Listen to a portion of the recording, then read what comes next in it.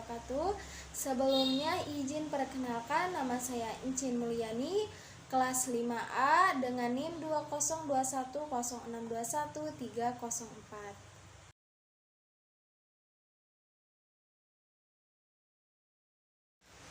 Oke, baik. Di sini saya akan menjelaskan atau memaparkan materi tentang hubungan karakter EQ, SQ, kecerdasan moral, pendidikan akhlak, dan penghancur mental block. Nah, yang pertama EQ. EQ adalah kemampuan seseorang untuk menerima, menilai, mengelola, serta mengontrol emosi dirinya dan orang lain di sekitarnya. Dalam hal ini, emosi mengacu pada perasaan seseorang terhadap informasi akan suatu hubungan.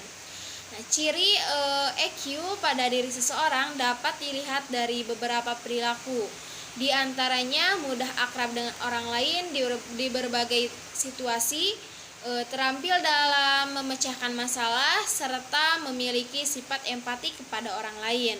Nah, selain itu, seseorang dengan EQ yang baik juga umumnya dikenal sebagai pendengar yang baik, mampu memotivasi diri sendiri, dan bisa memahami perilaku dan tindakan orang lain. Nah, yang kedua ada SQ.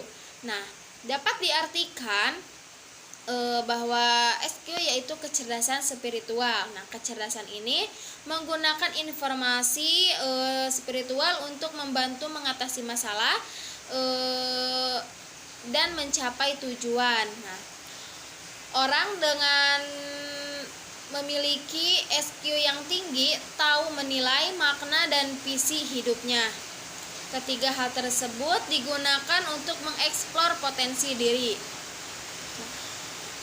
Selanjutnya yaitu hubungan pendidikan karakter berbasis kecerdasan moral. Nah, dapat diartikan upaya pengembangan kemampuan peserta didik yang berorientasi pada pemilikan kompetensi kecerdasan plus karakter. Nah, agar pendidikan karakter berbasis kecerdasan moral dapat terlaksana secara efektif, maka perlu didesain pengondisian moral.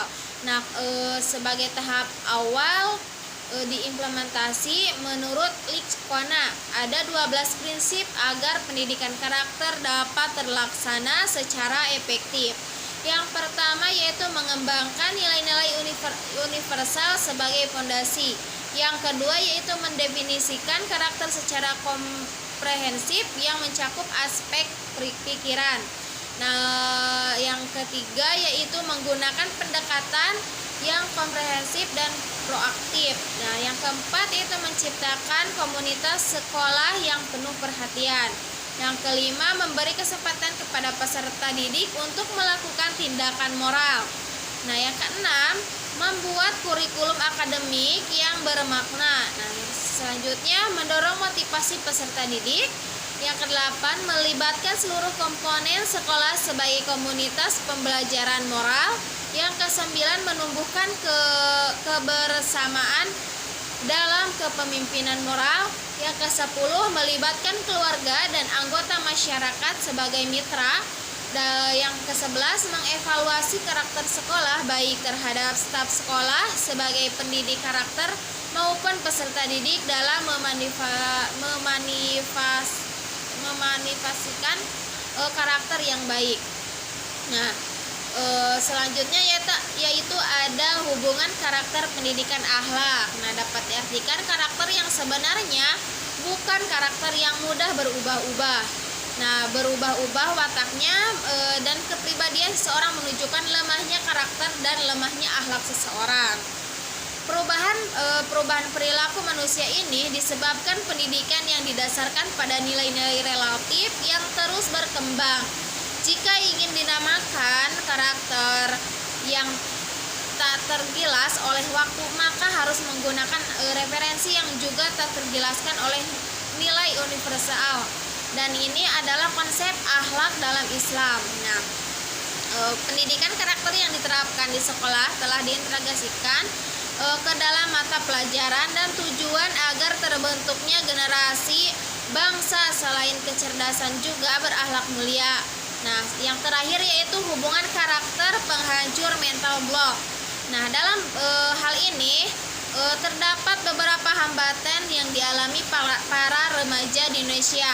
Salah satu di antaranya adalah mental block. Banyak remaja di Indonesia yang mengalami mental block ini disebabkan karena pengalaman, perlakuan, atau masa lalu yang membuat pikiran mereka tertutup. Mental block ini adalah kepercayaan yang bersifat menghambat seseorang dalam menggunakan potensi diri secara optimal, juga menghambat secara mental atau psikologis yang menyelubungi pikiran seseorang.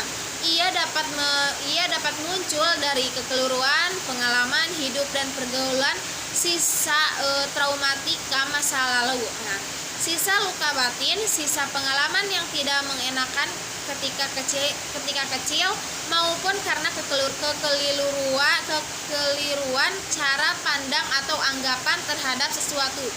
Bahkan akibat cara belajar dan pendidikan yang tidak tepat. Nah, dampak dan pengaruh dari mental block ini akan membuat seseorang trauma remaja pada saat proses perkembangannya menjadi manusia yang pesimistis, manusia yang selalu takut gagal, takut untuk mencoba, dan akhirnya gagal menjadi orang sukses. Oke, mungkin hanya itu yang dapat saya sampaikan. Kurang lebihnya mohon maaf apabila banyak kesalahan dalam pengucapan.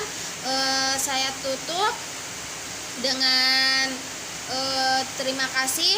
Wassalamualaikum warahmatullahi wabarakatuh.